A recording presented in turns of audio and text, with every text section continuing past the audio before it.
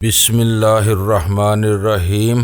گمنام ہیرو کے معزز ناظرین، السلام علیکم۔ آئیے چلتے ہیں کہانی کی طرف۔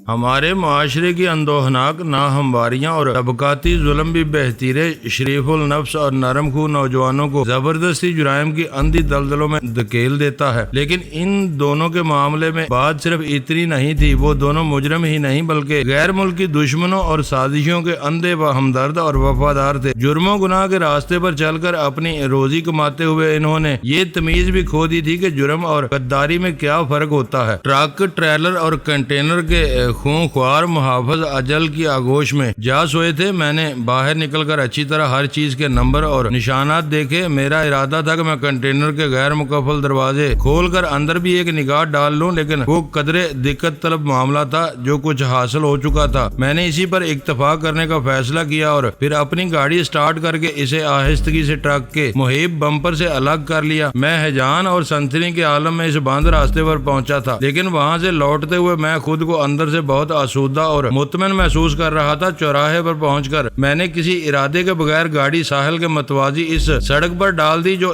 عمارت کے درمیان واقع تھی۔ ہمارے مختلف کمپنیوں کے پلاٹوں پر میں نے کنٹینروں کو جمانے کا مختلف طریقہ دیکھا۔ بیشتر پلاٹوں پر زمین رقبہ ملانے کے لیے سارے کنٹینر اس طرح ایک دوسرے سے ملا کر رکھے گئے تھے کہ ان کے درمیان صرف حشرات الارض ہی رینگ سکتے تھے۔ یہ میری خوش قسمتی تھی کہ مجھے ایک ایسا وسیع کنٹینر یارڈ مل گیا تھا جہاں آہنی گلیاں گلیاروں کی بھول بھلیاں بنی ہوئی تھی۔ اسی وقت مجھے ایک لرزہ خیز خیال آیا۔ ایک دوسرے پر لدے ہوئے کنٹینروں کی کوئی بھی ٹکڑی اگر کسی فنی خرابی کی وجہ سے گر پڑتی تو قرب و جوار کے ہر انبار کا توازن درہم برہم کر دیتی۔ ایسی صورت میں آہنی گلیوں میں پھنسے ہوئے افراد کا جو حشر ہو سکتا تھا، اس کے تصور کے لیے کسی غیر معمولی صلاحیت کی ضرورت نہیں تھی۔ ایک طویل چکر کاٹ کر میں نے گاڑی ویران ساحل کی طرف اتار دی۔ گاڑی کا انجن بند کر کے میں کسی بے فکرے کی طرح پانی کے کنارے جا بیٹھا اور آپریٹرز پر اول خان سے بات کرنے کی کوشش کرنے لگا۔ اول خان نے فوراً ہی میری کال کا جواب دیا تھا۔ کہو کیا خبر ہے، وہ ٹریلر ملا یا غائب ہو گیا؟ میں اس نے پوچھا۔ ایسا ملا کہ اب اس کا کوئی ولی وارث ہی نہیں ہے، میں نے کہا۔ کیوں؟ کیا وہ ٹریلر کو کہیں چھوڑ کر بھاگ نکلے ہیں؟ اس کی آواز تحیر زدہ تھی۔ ہاں، ذرا جہنم تک ٹہلنے گئے ہیں۔ آج کافی مدت کے بعد میں ایک خطرناک صورتحال سے دوچار ہوا تھا۔ بس یہ سمجھ لو کہ مرنے سے بال بال بچا ہوں۔ میرے بچنے کا نتیجہ ان دونوں کی موت کی صورت میں نکلا اور میں سمندر کے کنارے بیٹھا ٹھنڈی ہوا کھا رہا ہوں۔ پہیلیاں کیوں بجوا رہے ہو؟ صاف صاف بتاؤ کہ کیا ہوا ہے۔ اس کا لہجہ ناخوشگوار ہو گیا۔ وہ مجھے دھوکہ دینے کے لیے ٹمبر پونڈ کی طرف مڑے تھے، ورنہ ان کی منزل کوئی اور ہی تھی۔ میری گاڑی دیکھتے ہی انہوں نے اسے ٹریلر سے کچلنے کی کوشش کی تھی۔ اس امید کے ساتھ میں اپنی کہانی دہراتا چلا گیا۔ وہ لاسلکی مواصلاتی رابطہ تھا جس میں ایک وقت میں صرف ایک فریق بول سکتا تھا، دوسرے کو وہ پیغام خاموشی سے سننا پڑتا تھا۔ دونوں بیک وقت بولنے کی کوشش کریں تو کسی پیغام کا کوئی لفظ دوسری طرف سے موصول نہیں ہوتا۔ اول خان خاموشی سے میری کہانی سن رہا تھا۔ میں نے جو ہی لائن اسے اوور کی تو وہ مسرت امیز لہجے میں بولا، آج آگ کے بدلے پیغمبری والا قصہ ہوا ہے۔ تم اس پراسرار عمارت کا سروے کرنے گئے تھے، لیکن درمیان میں یہ کنٹینر بردار ٹریلر آ کھودا۔ اب سب کام چھوڑ کر اس ٹریلر کو غائب کر دو۔ ٹرک چابیاں کہاں ہیں؟ مجھے چابیوں کا علم نہیں، وہ ڈرائیور کے پاس ہوں گی۔ لیکن تم کیا چاہ رہے ہو؟ شیطان کی آنت جیسے اس ٹریلر اور کنٹینر کو میں کہاں غائب کروں گا؟ میں نے حیرت سے کہا۔ بعض اوقات تم سوچے سمجھے بغیر ایسی باتیں کہہ جاتے ہو جن پر عمل کرنا ناممکن ہوتا ہے۔ میں نے ایک ایک لفظ سوچ سمجھ کر ادا کیا ہے۔ تم نے کہانی سنا رہے تھے اور میں مسلسل سوچ رہا تھا۔ میں جو کچھ کہہ رہا ہوں اس پر عمل کر گزرو، نتائج سامنے آئیں گے تو تم بھی جھوم اٹھو گے۔ اس نے میری بات کا برا مانے بغیر نہایت خوش دلی کے ساتھ کہا۔ یہ جناتی ٹریلر کہاں غائب کیا جا سکے گا؟ تم کیا چاہ رہے ہو؟ بہت سیدھی سی بات ہے، لاشوں کی تلاشی لے کر ان کی ہر شناخت ضائع کر دو، چابیاں اپنی تحویل میں لو اور اس ٹرک کو ٹریلر سمیت وہاں سے نکال لاؤ۔ کسی بھی مقررہ جگہ پر میرے آدمی تم سے وہ سب وصول کر کے اسٹیشن 4 لے آئیں گے۔ اول خان نے اپنی بات کی وضاحت کی اور میں اپنی گاڑی کندھے پر اٹھا کر خالی کنٹینروں میں چڑھائی کر دوں۔ چڑھنے کی ضرورت نہیں، اس وقت تمہاری گاڑی غیر اہم ہے، تم اسے کہیں بھی پارک کر سکتے ہو، اسے بعد میں منگوا لیا جائے گا۔ اس وقت ساری اہمیت ٹرک، ٹریلر اور کنٹینر کی ہے۔ شاید تمہاری کھوپڑی پر برف جمی ہوئی ہے، تمہیں ابھی تک اندازہ ہی نہیں ہو سکا کہ تم نے کیا تیر مارا ہے۔ تیر وہ ہوتا ہے جو کسی ہدف پر چلایا جاتا ہے، اگر یہ کوئی اہم واقعہ ہے تو تم اسے تکا کہہ سکتے ہو۔ پھر تم ٹریلر کو وہاں سے نکال کر کہاں پہنچا رہے ہو؟ اول خان نے پوچھا۔ میں نے لمحہ بھر کے لیے سوچا، ٹریلر ڈیفنس سے نکل کر جس راستے سے ٹمبر پونڈ تک پہنچا تھا وہ ان لوگوں کا معمول کا راستہ ہو سکتا تھا۔ ماری پور روڈ کی طرف جانے میں اندیشہ تھا کہ ٹریلر پہچان نہ لیا جائے، اگر مرنے والوں کا کوئی شناسہ ان کے کیبن میں ایک اجنبی چہرے کو دیکھتا تو تشویش میں مبتلا ہو سکتا تھا، اور اس کی وہ تشویش ٹرانسپورٹروں کے اس علاقے میں میرے لیے کسی سنگین بدمزگی کا سبب بن سکتی تھی۔ میں نے کہا، میں ٹریلر کو یہاں سے نکال کر بیچ لگژری ہوٹل کے قرب و جوار کسی بھی سڑک پر اس طرح پارک کروں گا کہ اسے مین روڈ سے نہ دیکھا جا سکے۔ تمہارے آدمیوں کو وہیں پہنچنا چاہیے اور تمہاری گاڑی کے لیے ٹمبر پونڈ پہنچنا ہوگا۔ اس کا لہجہ تائید طلب تھا۔ میری گاڑی کی فکر مت کرو، ٹریلر تمہارے آدمیوں کے حوالے کرنے کے بعد میں ٹیکسی سے واپس آ کر اپنی گاڑی خود لے لوں گا۔ یہ بتاؤ، سلطان شاہ ابھی تک وہیں ہے یا نکل چکا ہے؟ اپریٹس پر اس کی پرسکون پر اطمینان آواز ابری۔ وہ لوگ سخی مراد کو لے جا چکے ہیں۔ میں نے دانستہ اول خان سے اس کے پلان کے بارے میں مزید سوالات نہیں کیے۔ میں اپنے طور پر سوچنا چاہ رہا تھا کہ وہ کون سا نقطہ تھا جسے میں فراموش کر بیٹھا تھا، مگر اول خان نے پکڑ لیا تھا۔ اس سے گفتگو ختم کر کے میں نے انجن سٹارٹ کیا اور اپنی گاڑی مین روڈ پر لیتا چلا گیا۔ میں نہیں چاہتا تھا کہ ٹمبر پونڈ کی گلیوں میں بار بار ایک گاڑی کو دیکھ کر لوگ چوکنا ہو جائیں۔ مین روڈ سے اتر کر ایک معقول جگہ پر اپنی گاڑی پارک کرنے کے بعد میں نے دروازے مقفل کیے اور بظاہر بے پروانہ انداز میں اسی طرف چل دیا جہاں ٹریلر موجود تھا۔ میں کن اکھیوں سے گرد و پیش کا جائزہ لیتا ہوا مطلوبہ سڑک پر پہنچا تو وہ لوارس ٹریلر جوں کا توں کھڑا ہوا تھا۔ میں نے اپنی پیش قدمی جاری رکھی اور قرب و جوار میں میدان صاف دے کر سورت سے اسی تنگ جگہ میں گھس گیا جہاں 2 تازہ لاشیں موجود تھیں۔ بھیم گن میں بہت سی خوبیاں تھیں، اس کا درست نشانہ لیا جاتا تو اس کا شکار تکلیف کا کوئی احساس ہونے سے پہلے ہی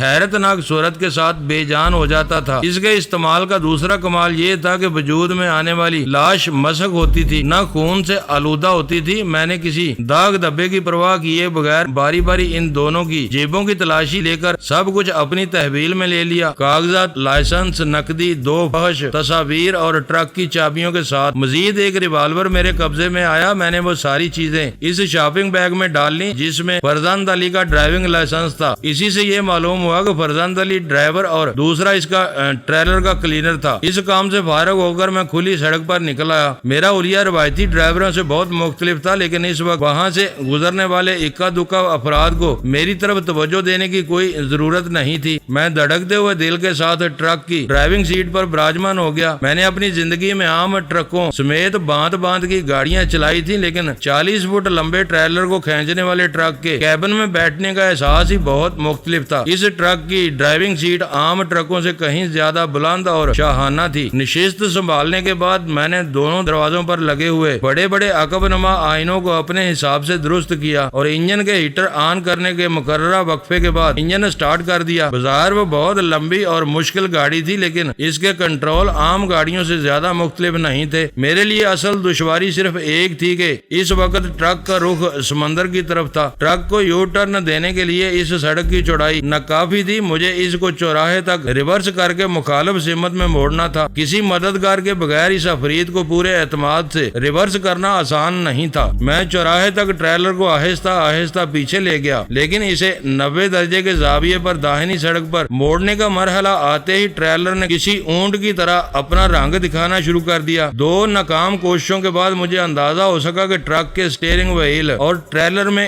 کیسا نازک رشتہ قائم ہوتا ہے۔ تیسری بار میں ٹرک کو سیدھا کرنے کے بعد ریورس کرنے لگا تو ایک پیشہ ور کلینر خود بخود ٹریلر کے آخری سرے کے پیچھے پہنچ کر مجھے اشارے دینے لگا۔ عقب نما آئینے میں اس شخص کے اشاروں کو دیکھتے ہوئے میں نے ٹریلر کو آہستہ آہستہ مطلوبہ سمت میں موڑ لیا اور پھر اشارے سے اپنے مددگار کا شکریہ ادا کرتے ہوئے ٹریلر کو مین روڈ کے رخ پر ڈال لیا۔ مین روڈ پر ایک مرتبہ پھر مجھے شدت سے احساس ہوا کہ مشق اور تجربے کے بغیر اتنی بڑی گاڑی کو سڑک پر لانا آسان کام نہیں تھا۔ ٹریلر کو چھوٹے محیط میں گھمانے کی کوشش میں ٹریلر کے عقبی پہیے درمیانی پٹی یا کسی اور رکاوٹ پر چڑھ کر ٹریلر کو الٹنے کا سبب بن سکتے تھے۔ میرے موڑ کاٹنے کے دوران میں بندرگاہ سے شہر شہر جانے والے راستے پر متعدد گاڑیاں رک گئی تھی۔ میں نے بہت سست رفتار اور احتیاط کے ساتھ ٹریلر کو سڑک پر ڈال کر سیدھا کیا اور اس علاقے سے نکل کر شہر کی طرف روانہ ہو گیا۔ میرا سفر زیادہ طویل نہیں تھا، لیکن نا تجربے کاری کی وجہ سے مجھے وہ فاصلہ بہت طویل محسوس ہو رہا تھا۔ سڑک پر سفر کرتے ہوئے مجھے یہ خیال بھی آیا کہ کہیں ٹریفک پولیس کا عملہ کلینر کے بغیر وہ ٹریلر سڑک پر نکالنے کے جرم میں مجھے نہ روک لے۔ لیکن میری خوش قسمتی تھی کہ آمدنی کے لحاظ سے نہایت زرخیز ثابت ہونے والا وہ راستہ اس وقت ٹریفک پولیس کی توجہ سے یکسر محروم تھا۔ میں آسانی اور اعتماد کے ساتھ پل عبور کر کے مولوی تمیز الدین خان روڈ پر اتر گیا۔ ایک لمبے چوڑے ٹریلر کا اغوا میرے لیے ایک انوکھا تجربہ تھا۔ میں نے وہ ٹریلر بیچ لگژری ہوٹل سے پہلے ہی ایک گلی میں روک دیا۔ وہاں 2 رویہ رہائشی بنگلے تھے۔ ٹرک کے ڈرائیونگ کیبن کی نشست اتنی بلند تھی کہ میں اس پر بیٹھے بیٹھے کئی مکانات کے احاطوں سے اندر کا جائزہ لے سکتا تھا۔ ٹریلر کے اغوا کی پریشانی دور ہوتے ہی میرا ذہن اول خان کے منصوبے میں الجھ گیا۔ وہ اس مسروقہ ٹرک اور ٹریلر سے کون سا اہم کام لینا چاہتا تھا؟ یہ سوال ایک خلش بن کر میرے ذہن میں اٹک گیا تھا۔ میں نے اس سوال کا جواب تلاش کرتے ہوئے ایک سگریٹ سلگائی اور آرام سے ٹرک کے کشادہ کیبن کی نشست پر ہی نیم دراز ہو گیا۔ کافی دیر تک وہاں ذہن میں متعدد بے سروپا خیال آتے رہے اور تجزیے کے بعد میرا ذہن ان کو خود ہی مسترد کرتا رہا اور پھر اچانک ہی ایک نیا خیال میرے ذہن میں ابھرا جو قرین قیاس معلوم ہوتا تھا۔ اس وقت تک ہمیں راس المیڈا کی کمینگاہ کے اندرونی معاملات کے بارے میں کوئی اہم بات معلوم نہیں ہو سکی تھی۔ سخی مراد کے بیان سے اتنا ضرور معلوم ہو چکا تھا کہ اس عمارت کے داخلی راستوں کو نگرانی حساس الیکٹرونک آلات کے ذریعے کی جاتی تھی۔ ان سے بچ کر کوئی اجنبی اس قلعے میں داخل نہیں ہو سکتا تھا۔ اس عمارت میں بظاہر ایسا کوئی حصہ نہیں تھا جسے استعمال کر کے ہم لوگ اندر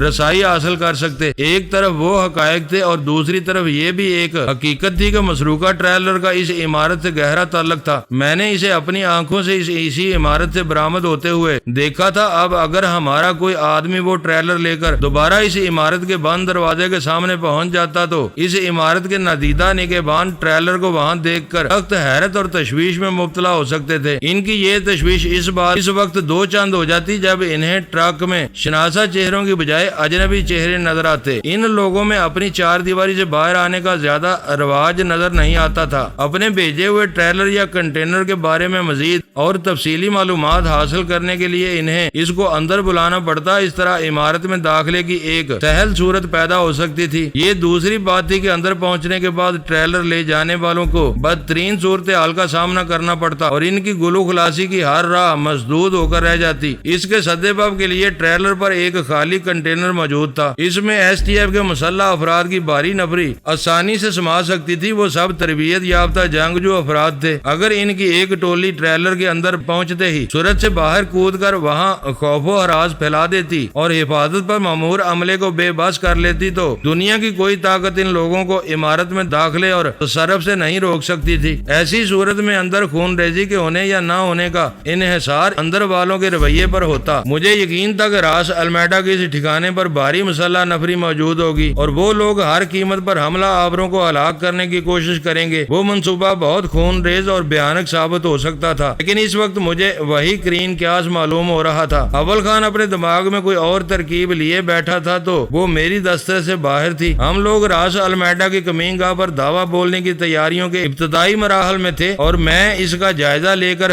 کام کی ابتدا کے ارادے سے اس طرف گیا تھا۔ وہاں اتفاقاً وہ کنٹینر بردار ٹریلر نظر آ گیا۔ ظاہر وہ ایک ضمنی واقعہ تھا، لیکن مجھے محسوس ہو رہا تھا کہ آنے والے وقت میں اول خان اس ٹریلر سے اہم کام لینے کا فیصلہ کر چکا تھا۔ اسٹیشن 4 سہراب گوٹ سے بھی آگے شہر کا ایک سرا تھا تو بیچ لگژری ہوٹل ساحل سمندر پر شہر کا تقریباً آخری سرا تھا۔ ان دونوں کے درمیان طویل فاصلہ تھا اور دن کے اوقات میں شہر کے سارے ہی راستے پر ہجوم ٹریفک میں گرے ہوئے ہوتے تھے۔ صاف ظاہر تھا کہ اول خان کے آدمیوں کو مجھ تک پہنچنے میں وقت لگتا، لیکن میں تنہائی اور انتظار سے جلد ہی اکتاہٹ محسوس کرنے لگا۔ میری جیب میں اول خان کا آپریٹس موجود تھا۔ میں نے فوراً ہی اسے بھی اپنی بوریت میں شریک کرنے کا فیصلہ کر لیا۔ میں پچھلے 1 گھنٹے سے تمہارے آدمیوں کے انتظار میں مکھیاں مار رہا ہوں۔ میں سوچ رہا ہوں کہ ٹرک کو مکفل کر کے چابیاں ڈیزل کی ٹینکی پر چھپا دوں۔ تمہارے آدمی وہاں سے چابیاں حاصل کر لیں گے۔ سلسلہ مل جانے پر میں نے نے براہ راست اپنی بات شروع کر دی، اس طرح میں بوریت سے بچ جاؤں گا۔ میرے شکوے پر اس نے سرزنش کے انداز میں کہا، ڈینی خدا کا خوف کرو، ابھی تو ہماری آخری گفتگو کو بھی 1 گھنٹہ نہیں ہوا۔ میرے 2 آدمی موٹر سائیکل پر اسی وقت نکل گئے تھے، بس وہ کسی بھی وقت پہنچنے والے ہوں گے، تھوڑی دیر اور انتظار کر لو، میں شام کو دفتر سے نمٹ کر تمہارے گھر آؤں گا۔ تم اپنے آدمیوں کو کنٹینر میں چھپا کر راس المیڈا کے ٹھکانے میں لے جانے کا منصوبہ بنا رہے ہو۔ وہ خوش ہو کر بولا، خدا کا شکر ہے کہ تمہاری کھوپڑی پر جمی ہوئی برف پگھل رہی ہے، میں حیران تھا کہ اتنی آسان اور سادہ سی ترکیب تم جیسے آدمی کے ذہن میں کیوں نہیں آ سکی تھی۔ ایک نہتا آدمی 2 مسلح شکاریوں کے نرگے میں آیا ہوا ہو تو سب کچھ بھول جاتا ہے۔ میری یہ بات یاد رکھنا کہ ٹرک چلانے والا شاید مشکل ہی سے بچ سکے گا، خطرہ بھانپتے ہی وہ لوگ اسے اڑا دیں گے۔ میں نے ایک مبہم سا خاکہ بنایا ہے، اب اس کے رنگ مکمل کرنے میں تم بھی میری مدد کرو گے۔ اس عمارت کا جائزہ لینے کے بعد ہی کچھ کہا جا سکتا ہے، فی الحال میں خود بھی خالی الذہن ہوں۔ اسی خیال کے تحت اس کی چونکی ہوئی آواز ابھری، تم نے ان دونوں کی جیبیں تو خالی کر دی تھی نا، اس بارے میں تم اتنے زیادہ فکر مند کیوں ہو؟ ویسے میں تمہاری ہدایت پر عمل کر چکا ہوں، ان کی جیبوں سے برآمد ہونے والی ساری چیزیں ایک شاپنگ بیگ میں اسی ٹرک کے کیبن میں موجود ہیں۔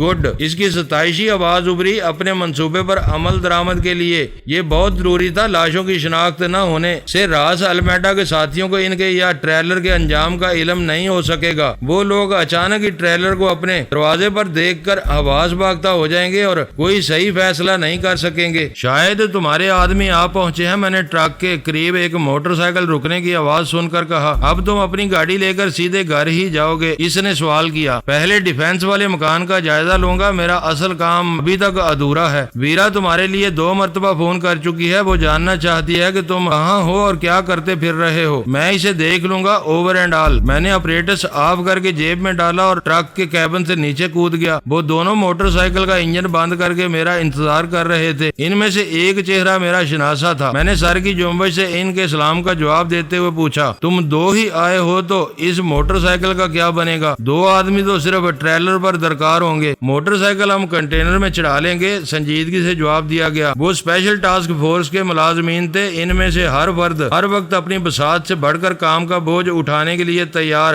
رہتا تھا۔ وہی اگر عام سرکاری ملازم ہوتے تو موٹر سائیکل کو اونچے کنٹینر پر چڑھانا درکنار، اسے کچھ دور تک دھکیلنے کے نام پر بھی ناک منہ چڑھانے لگتے۔ میں نے دل ہی دل میں ان کی لگن کا اعتراف کرتے ہوئے ٹرک کی چابیاں دی اور الوداعی انداز میں ہاتھ لہرا کر ایک طرف چل دیا۔ ہوٹل سے مین روڈ کی طرف آنے والی سڑک پر مجھے فوراً ہی خالی ٹیکسی مل گئی۔ ٹیکسی ڈرائیور نے بندرگاہ کی طرف جانے سے انکار کیا، لیکن میٹر سے 10 روپے زائد کی پیشکش پر فوراً رضامند ہو گیا۔ تھوڑی ہی دیر بعد میں اپنی گاڑی میں واپسی کا سفر طے کر رہا تھا۔ شام کی چائے پر ہم چاروں یکجا تھے۔ میں انہیں اپنی کتھا سنا چکا تھا۔ سلطان شاہ کی کہانی بس اتنی تھی کہ وہ سخی مراد کو اول خان کے 2 آدمیوں سمیت نادرہ کے مکان کے تہہ خانے میں چھوڑ آیا تھا۔ مکان بالکل اسی حالت میں تھا جس حالت میں ہم نے اسے چھوڑا تھا۔ بادی النظر میں وہاں کسی چوری چکاری کے آثار نہیں تھے۔ ویرا کی ذہنی اور جسمانی صحت پوری طرح بحال ہو چکی تھی۔ اس کے چہرے کا ورم وغیرہ دور ہو چکا تھا۔ نیل اور سوجن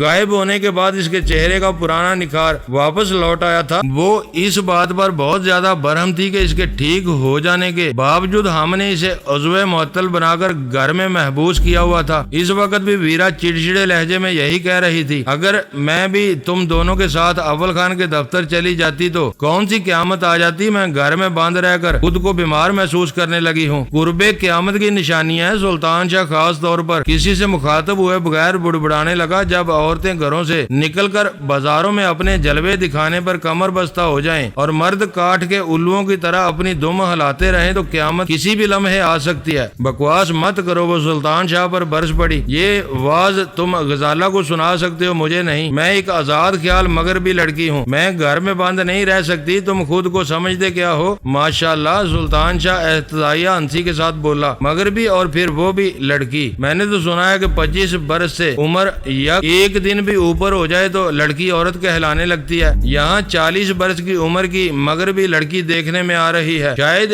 یہ بھی قرب قیامتی کی نشانی ہے۔ سلطان شاہ کی سلگا دینے والے تبصرے پر ویرا آپے سے باہر ہو گئی۔ وہ دانت پیستے ہوئے اٹھی اور اس نے دونوں ہاتھوں سے سلطان شاہ کا گریبان پکڑ کر اسے جھنجھوڑتے ہوئے کہا، میں تمہیں 40 برس کی لگتی ہوں؟ تم لگتی ہوں تو جانوروں کے کسی ڈاکٹر سے اپنی آنکھوں کا علاج کراؤ، سبزہ کھا کر تمہاری بینائی تیز ہو جائے گی۔ میری عمر صرف 22 برس ہے۔ یہ اور بات ہے کہ تم جیسے مردودوں میں رہ کر میں نے اتنی ہی عمر میں اتنا کچھ سیکھ لیا ہے جو تم جیسے کوڑ مغز 100 برسوں کی عمر پا کر بھی نہیں سیکھ سکتے۔ سمجھ گئے؟ سمجھ گیا، سلطان شاہ نے بے بسی سے کہا، لیکن یہ گنڈا گردی کیوں دکھا رہی ہو؟ بیٹھ کر بات کرو۔ ہاتھا پائی کرنے سے عمریں آدھی ظاہر ہونے لگیں تو دنیا بھر کے گنڈے ہمیشہ جوان نظر آئیں گے۔ تم آرام سے بیٹھو اور اسے بولنے دو۔ میں نے ویرا سے کہا، اس کی زبان میں خارش ہے، یہ جب تک تمہاری بیماری کے رول کا کوٹا پورا نہیں کرے گا ایسی اوٹ پٹانگ باتیں ہی کرتا رہے گا۔ ویرا ایک جھٹکے سے اس کا گریبان چھوڑ کر پلٹی تو سلطان شاہ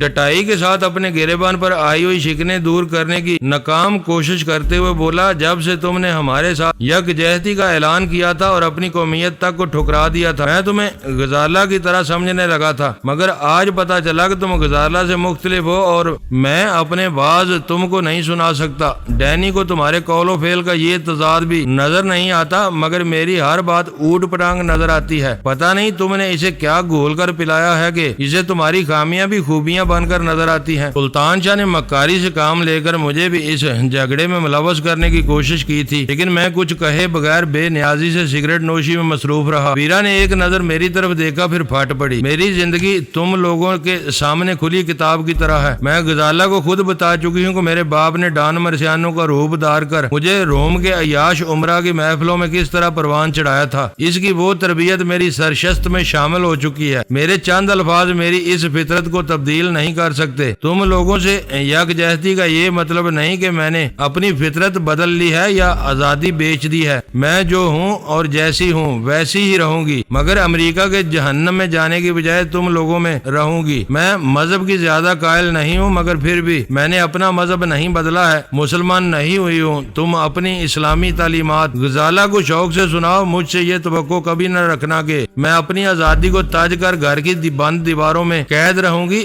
میری یہ باتیں بری لگتی ہیں تو ایک بار بتا دو، مجھے اس شہر میں بہتیرے ٹھکانے مل جائیں گے۔ خوب۔ سلطان شاہ اس بار بھی خاموش نہ رہ سکا اور حیرت امیز سنجیدگی سے بولا، مجھے یہ جان کر اچنبا ہوا کہ تم جذباتی بھی ہو سکتی ہو۔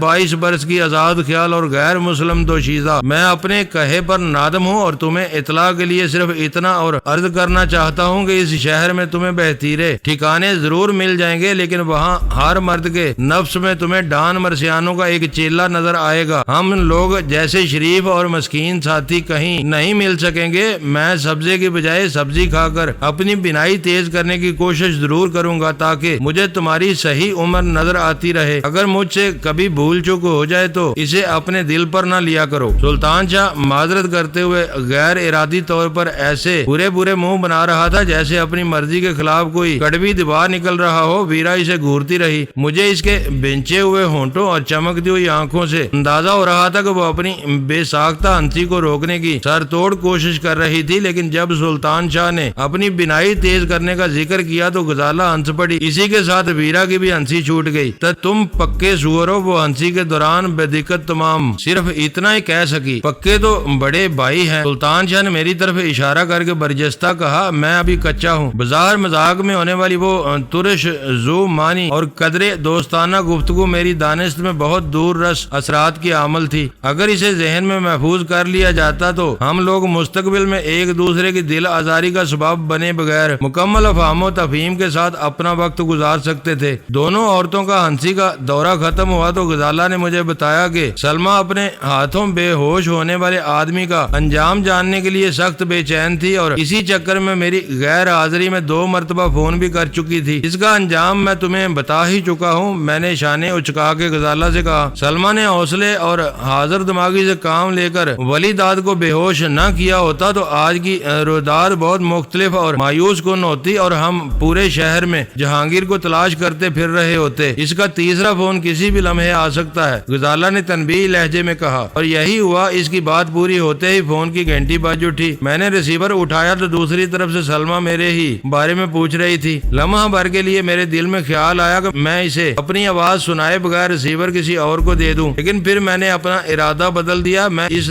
طریقے سے سلمہ کو زیادہ دیر تک نہیں ٹال سکتا تھا۔ میری آواز سنتے ہی سلمہ خوش ہو گئی اور چہکتی ہوئی آواز میں بولی، خدا کا شکر ہے تمہاری آواز سننے کو ملی۔ شاید غزالہ نے تمہیں نہیں بتایا کہ میں پہلے بھی 2 مرتبہ فون کر چکی ہوں۔ میں ابھی گھر پہنچا ہوں۔ غزالہ مجھے یہی بتا بتا رہی تھی، تم اس آدمی کے بارے میں فکر مند کیوں ہو؟ وہ آدمی جہنم میں جائے، مجھے اس کی فکر کیوں ہونے لگی؟ میں تو صرف یہ جاننا چاہ رہی تھی کہ اس نے پکڑے جانے کے بعد کیا کہانی سنائی ہے، وہ جہانگیر کے دشمنوں میں سے تھا یا کوئی عادی چور ہے؟ اسے پولیس کے حوالے کر دیا گیا ہے، میں نے سلمہ کو مطمئن کرنے کے لیے کہا۔ تھوڑی سی مار کھاتے ہی اس نے سب کچھ اگل دیا ہے، وہ چوری بلکہ ڈکیٹی کی نیت سے تمہارے گھر میں آیا تھا۔ خدا کا شکر ہے، اس نے ایک گہرا سانس لے کر کہا۔ میں تو ڈر رہی تھی کہ اب جہانگیر کے دشمنوں نے ہمارا نیا گھر بھی دیکھ لیا ہے، لیکن جہانگیر کہہ رہے تھے کہ یہ وہ آدمی نہیں تھا جسے وہ بلڈنگ کے سامنے منڈلاتا ہوا دیکھ کر پریشان ہو رہے تھے۔ وہ فلیٹوں میں کام کرنے والی ایک لڑکی کا عاشق تھا، اسے بھی سرزنش کر دی گئی ہے، اب وہ بھی ادھر کا رخ نہیں کرے گا۔ میں سلمہ کو اس بارے میں پوری طرح مطمئن کرنا چاہ رہا تھا۔ اس کا مطلب تھا جہانگیر بلا وجہ ہی اس قدر خوفزدہ ہو رہے تھے۔ اس کے دشمنوں کا وجود اپنی جگہ پر ایک ٹھوس حقیقت ہے۔ تم جانتی ہو کہ آدمی ہر طرف سے خطرات میں گرا ہوا ہو تو اسے اپنے سائے سے بھی خوف آنے لگتا ہے۔ میں نے کہا، وہ خوف زدہ ہوتے ہیں تو اپنے ساتھ مجھے بھی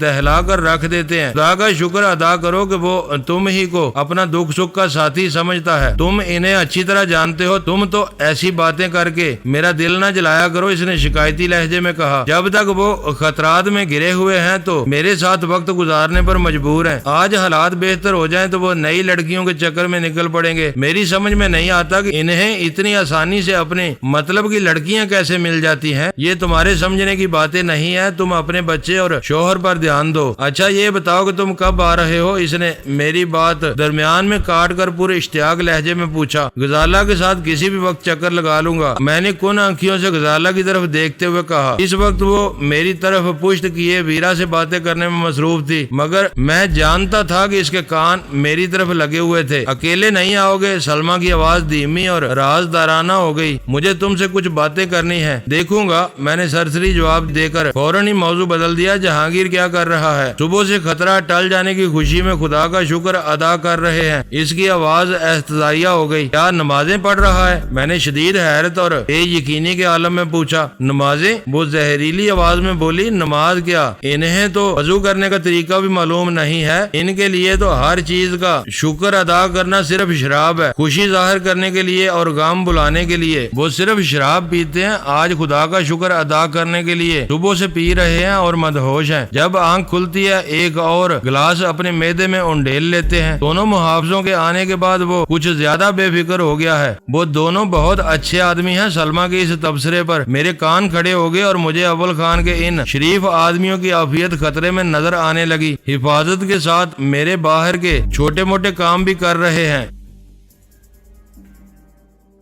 معزز ناظرین، لائک کریں، شیئر کریں اور کمنٹس باکس میں پاک آرمی زندہ باد، پاکستان پائندہ باد کا نعرہ ضرور درج کر کے اپنے ملک پر فخر کریں اور پاکستان کی بنیادیں مضبوط کرنے میں اپنا کردار ادا کریں۔ ویڈیو دیکھنے کا شکریہ۔